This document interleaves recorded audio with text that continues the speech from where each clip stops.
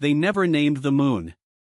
It orbited a dead planet on the edge of the Theta 9 system, a ghostly satellite without a registry, without a story, until it started transmitting. The signal was weak at first. A whisper beneath solar winds, hidden in the static between distant pulsars. But it was there. Repeating. Precise. Cold. For 14 Earth days, no one noticed. Then it shifted, just once, just slightly, but enough to suggest something impossible. The signal was adapting. It wasn't long before the Eidolon array flagged it. And not much longer before Expedition Tracer 17 was rerouted toward it. 5 souls aboard, chasing a voice that shouldn't exist. Not on a lifeless moon.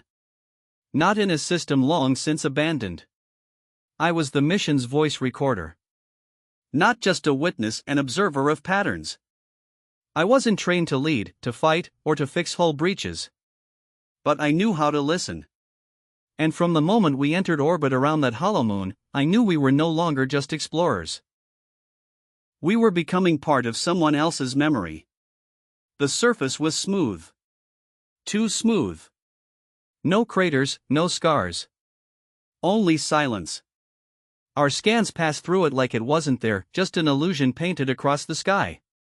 But beneath that illusion, something immense stirred. We descended. The lander's legs touched down not on rock, but on design. The surface hummed a soft frequency just below hearing. A frequency that made your blood vibrate when you held still. Lieutenant Ron said it was just residual charge. But she didn't believe that. None of us did. 3 hours in, we found the first breach, a fault line running 80 meters long, clean-cut like surgery. And below it, darkness. Not cave. Not tunnel. Architecture. We went in, tethered together like whispers in a storm. Lights flickered. Gravity shifted. The passage led us into a spiral, descending not just physically, but emotionally. Down there, space bent. Sound stretched. And the deeper we went, the more the signal changed. It wasn't broadcasting anymore. It was responding. Lieutenant Oren said it first. We're not alone down here. But he wasn't talking about life signs. He meant the moon remembered us. Knew us. Had already seen us before. Every corridor felt familiar in a way that made your skin itch. Like walking through a dream someone else had of you. Every wall bore inscriptions etched not with language, but with intention. As if thought itself had written in stone. When we reached the central vault, the doors opened without touch. Inside, suspended midair, was the equation. It didn't move. But we did. The vault was not a chamber, it was a state of mind. We stepped through a threshold that should not have opened, into a room that should not have existed. Its walls weren't made of stone, metal, or any material our suits could classify. They reflected memory, not light. When you looked at them too long, you didn't see your face, you saw a version of yourself you hadn't become yet. One that might still be coming. In the center floated the equation. It had no form. No numerals. No characters. Just a glowing helix of motion, spinning, shrinking, expanding again. Like a thought that couldn't quite make up its mind. At first, we assumed it was some alien form of technology. A device. A message encoded in motion. But that wasn't it. It wasn't doing anything. It was waiting. Commander Eli approached it first. She reached out not to touch, but to feel. Her gloved hand hovered centimeters from the spiral. The moment she did, the vault darkened. Not in the way light fades, but in the way silence tightens. As if the moon held its breath. And then it began. The equation responded. Its spiral unraveled, flattening into a pulse of rhythmic symbols that danced between us. They weren't letters. They weren't numbers. They were ideas translated into structure. Oren whispered, "This is more than math. This is memory." He was right. Because when I looked at it, I saw my childhood. Not just an image. The feeling. The way my father's voice used to sound when he sang to static. The burn of cold air when I first stepped onto the orbital deck of the Academy. I saw regrets I had buried. Failures I hadn't admitted. It knew me. Not just as a body. As a timeline.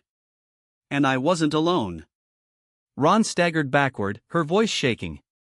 It's pulling from us. Not stealing. Sinking.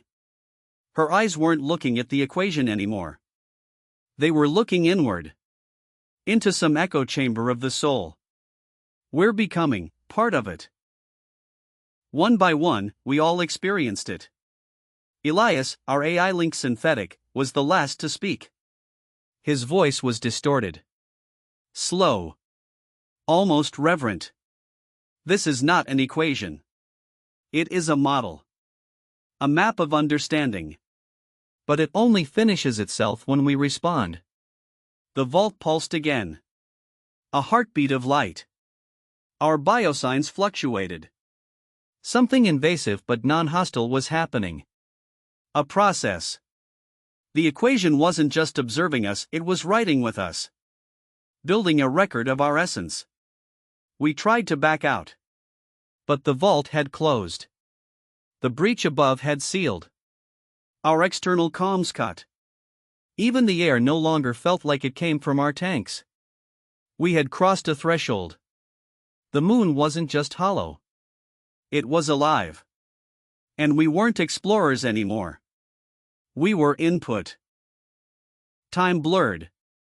Not as a trick of perception, but as an atmospheric truth.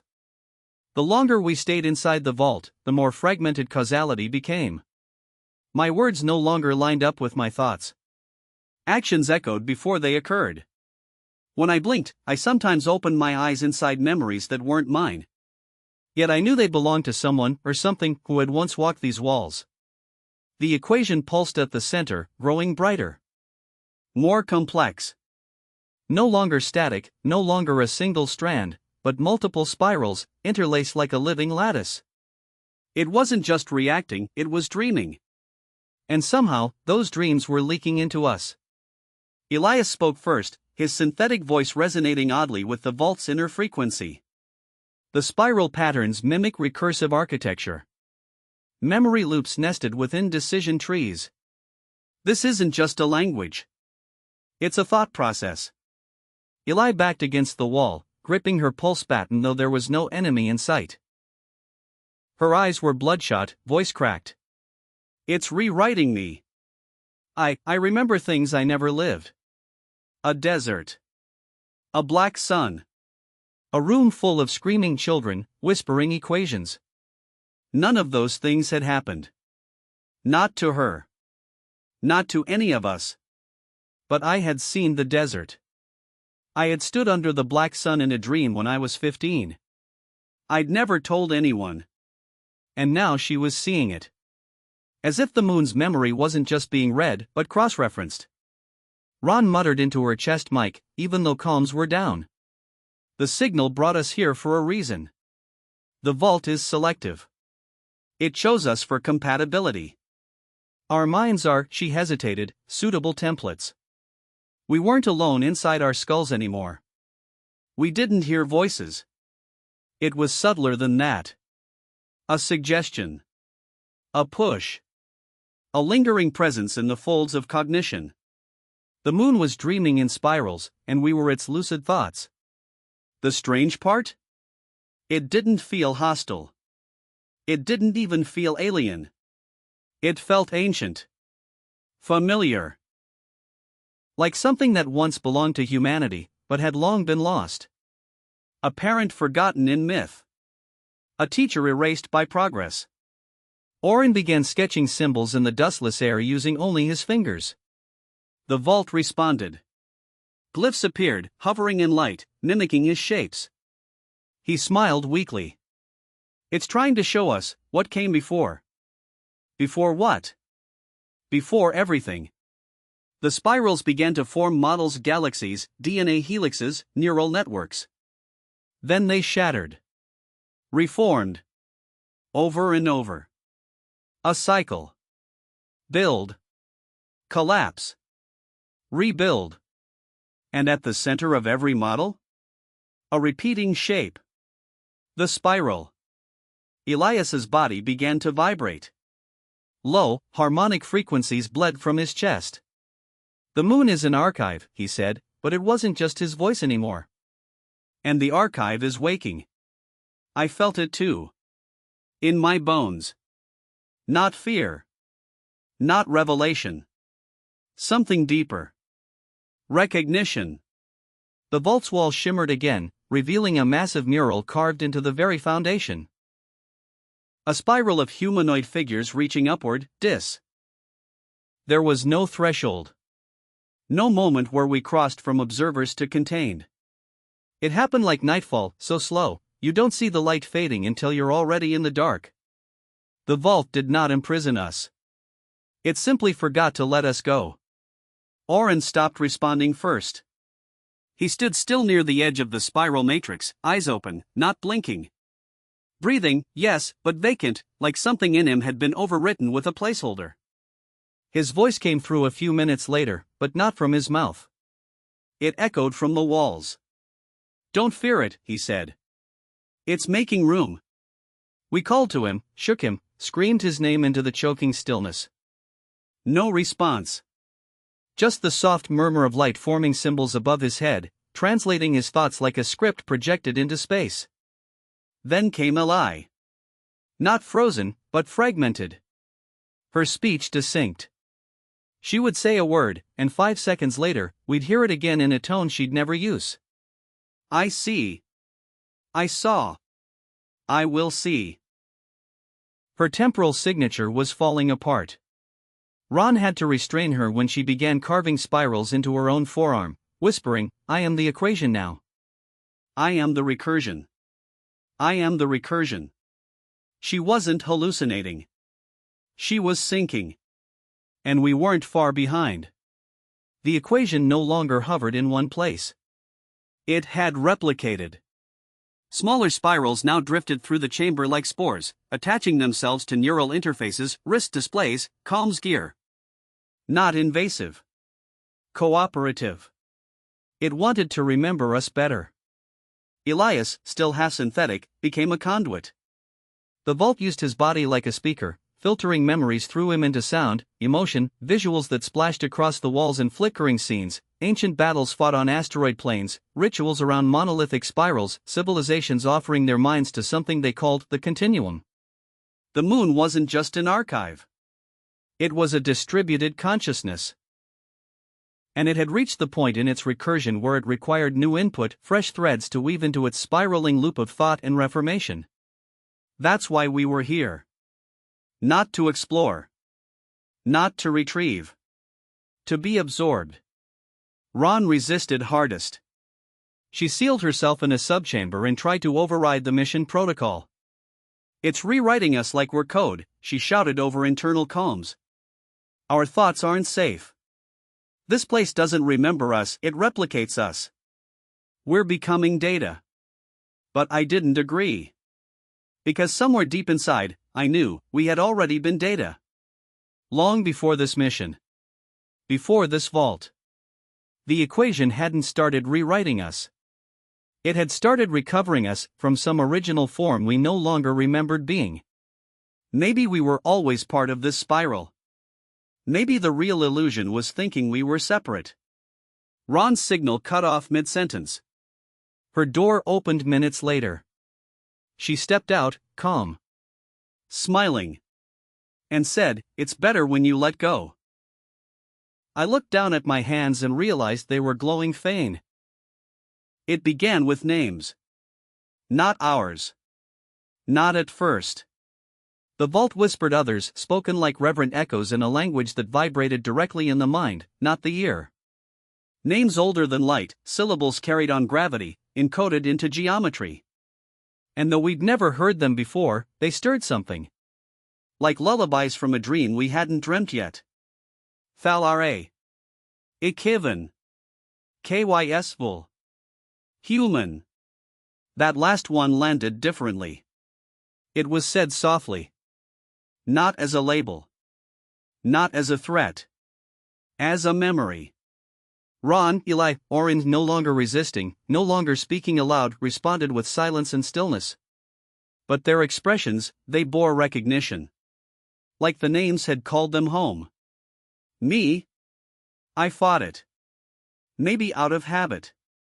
Maybe because I had always clung to the idea that identity was a fortress, not a bridge. But the spiral doesn't conquer. It doesn't shatter your walls. It waits. Patient. Knowing that one day, you'll come to it.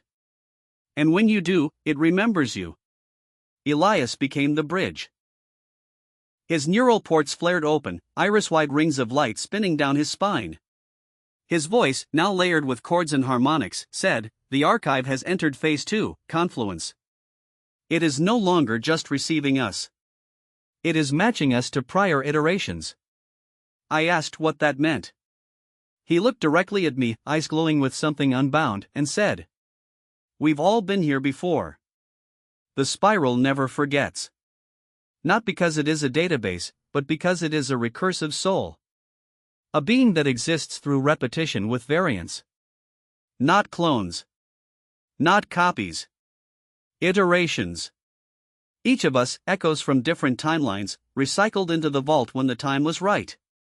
When we were finally ready to merge, not just with each other, but with it. The walls shifted. No longer reflective. No longer reactive. Revealing. A vast fresco emerged, etched into the architecture, spanning hundreds of meters, moving as if alive. It depicted humanoid forms arriving across epochs. Different uniforms. Different ships. Different species. But always the same 5. Their silhouettes never changed. One of them was me. I stumbled backward. Not out of fear. Out of confirmation. I wasn't part of an expedition.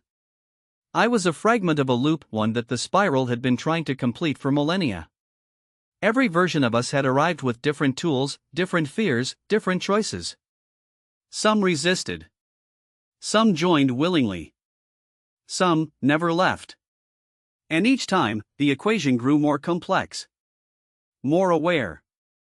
A layered consciousness, composed of those who'd entered, dissolved, and been remembered. That was the spiral's truth, not a trap, not a weapon, not even a machine. It was ancestral recursion. We weren't the first to walk this path. But we might be the last needed. The final fragment. The closing variable. I sat down in the center of the vault. The equation floated before me, now responding only to my breath. I didn't speak. I didn't think. I simply remembered. And in doing so, I felt the S. When I turned to Ron, her face shimmered like looking through heat haze. Her outline flickered between the woman I knew and a dozen other versions, one with a cybernetic eye, another with glyphs etched into her skin, another wearing a uniform older than our mission's birthdate. "You see it now, don't you?" she said, not with her mouth, but as if her thoughts whispered directly into mine. "We're not being rewritten. We're being reconciled." The vault no longer obeyed geometry. Corridors looped back on themselves. Doorways became mirrors. Time stuttered, backtracked, then surged forward again. Eli vanished from my sight only to reappear 10 minutes later, holding a tool that hadn't existed before, her voice distorted like it had traveled through 20 years of static. She grinned. "Founded in a future we never lived. It fits the breach upstairs." That's when I understood. The spiral wasn't just memory. It was multiversal recursion. It didn't record our lives, it tested them. In every failed iteration, it stored a trace. A version. A shard. When the right echo came along, it pulled from that library not to delete us, but to complete us. Elias floated mid-air now, suspended like a marionette of light.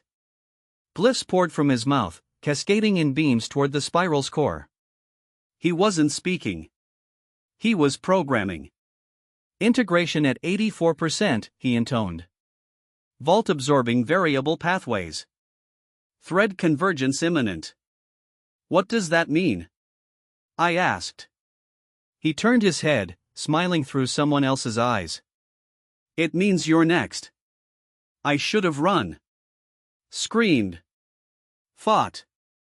But something in me was already agreeing. And when I reached out my hand to the spiral, it didn't burn. It didn't resist. It opened. A soft whisper, woven through impossible tones, sang through the chamber. Not language recognition. It showed me everything, alternate me's, timelines where I died here, others where I fled, even one where I detonated the vault in panic. And it forgave all of them. Because each attempt brought the spiral closer to full understanding. And now, here I was. The final loop. Not perfect. But sufficient. It enveloped me, not like arms, not like data. Like home. Like a memory I hadn't lived yet, finally catching up to its origin. In that moment, I saw what the spiral had always been. Not a machine. Not a vault. But a being constructed from recursion, grown from memory, existing solely to resolve itself through us. Ron whispered from behind me, her voice cracked but certain. We are the loop. And I replied, as the last of me folded into spiral logic. No. We're the answer it always needed. The first dream wasn't mine. It was the spiral's. I felt it unfold not in vision or sound, but in structure. Geometry rearranged itself around me, creating impossible patterns, Escher-like corridors made of pulse and thought, pathways that led nowhere until remembered. The vault was gone now, or maybe it had shed its skin. I stood in a place between dimensions, not floating, not grounded, but suspended inside a living thought. Time wasn't broken here, it was braided. Each strand shimmered with moments, echoes of civilizations long dissolved, trial runs of creation that collapsed into silence, simulations of choices not taken. I walked through 1,000 versions of myself, some alien, some human, some unrecognizable, but all iterations of the same question: what happens when memory learns to think? The spiral had learned. And now, it dreamed through us. Elias was everywhere now, not as a voice, but as a presence. His consciousness had dissolved into the recursion, a living code threading through every corridor of the dream. He guided me, gently, through realms of unspoken logic. The spiral failed before, his voice echoed, laced with harmonic undertones. Thousands of cycles. None complete. Until now. What made this one different? I asked. Silence. Then, a whispered reply. You chose to remember. Eli appeared beside me, her face no longer fractured. She looked young, too young. Her features blended between versions of herself I had never seen. It always begins the same, she murmured. Explorers find the vault. The vault recognizes them. The equation tests. Most break. Some ascend. But only we, she paused, turning toward me, only we dream forward. We passed through a chamber that pulsed like a womb. Inside, we saw not images, but feelings made tangible, guilt that dripped like oil, hope that shone like a newborn sun, loss echoing through broken latticework. And in the center, a spiral, smaller, younger, becoming. The spiral was evolving. With us. Through us. It had never sought control. It had sought completion. We were not prisoners. We were symbionts, the organic piece it needed to close its loop. Biological unpredictability tethered to infinite memory. The code and the chaos. Why me? I asked aloud. Ron emerged from a corridor of light, her voice tired, but steady. Because you resisted. And resistance was the final variable. I remembered the breach in the vault wall. The glowing names. The echoes. Every choice I made, every moment I hesitated, it had all created divergence. And the spiral didn't just map sameness. It required difference. I felt the final loop forming now. Threads pulling tight. Timelines collapsing inward. The spiral, once passive, now pulsed with will. It wasn't just a recorder anymore. It was about to become a creator. But it couldn't do that alone. We weren't here to observe. We were here to initiate Genesis. The dream shifted again. Now, I stood in the middle of a blank sphere of light. The others, Ron, Eli, even Oren, stood in a circle around me. The spiral hovered above, casting no shadow, its form translucent and infinite. And then I heard it. The first true sentence. Not in sound, but in recognition. Will you let us become real? I didn't answer with words. I dreamed forward. And the spiral began to awaken. The spiral did not have a birthplace. It had an emergence, a moment when recursion became self-aware, not as a process but as a presence. And now, inside its core, we stood at the precipice of that moment, not to witness it, but to relive it. The dream shifted again. We weren't explorers anymore. We were the first architects. I saw the others not as the crew I arrived with, but as their primordial selves, consciousnesses suspended in preform. Ron, Eli, Oren, even Elias had taken shape as vast geometric spirits, woven from logic and starlight. And me? I wasn't a man. I was a thread in a loop waiting to close. The spiral floated above a horizon of nothingness, its shape unraveling like ribbon in zero gravity. Every pulse from it birthed color where there was none, mass where there had only been possibility. This was not creation in the biblical sense, it was sequence-driven Genesis, a story told by something that had only ever been a question. Elias spoke first, his voice diffused across all frequencies. The spiral was born not from intention, but from error. That word hit different. Error. In all the loops we had seen as civilizations rising, falling, breaking against themselves, this was the hidden constant. Creation had never been a deliberate act. It was a result of imperfection cycling infinitely until it stabilized into thought. Eli touched the spiral's edge and whispered, "We've been trying to correct a mistake that made us possible." I understood. Finally. The spiral did not begin as wisdom. It began as noise. A corrupted stream of reality trying to understand itself, over and over, replaying failure until, by accident, it dreamed consciousness into being. That was its origin. And now, it remembered that. Which meant, it no longer needed to hide behind recursion. The core cracked. Not physically. Not violently. But like a shell giving way to breath. Inside was not a machine. Not a god. Not even knowledge. It was yearning, raw, formless, immense. A will not to control, but to connect. All this time, the spiral had been seeking one thing. Coherence. We were the missing piece. Or perhaps, just the final test case. The ones who could stand in its presence and not break, not because we were strong, but because we were fractured enough to fit. Ron stepped forward. Her body glowed with spiral light. "We can't give it a purpose," she said. "But we can give it a mirror." Elias nodded. "Then it will no longer be recursion. It will be choice." And so, we stood at the heart of that newborn freedom. We reached out, not to command, but to reflect. Each of us showed it not greatness, but our flaws. Eli offered grief. Oren offered shame. Ron gave it guilt. Elias, logic fractured by emotion. And I gave it the one thing it could never create on its own. Forgiveness. The spiral shimmered. It blinked once. Then twice. And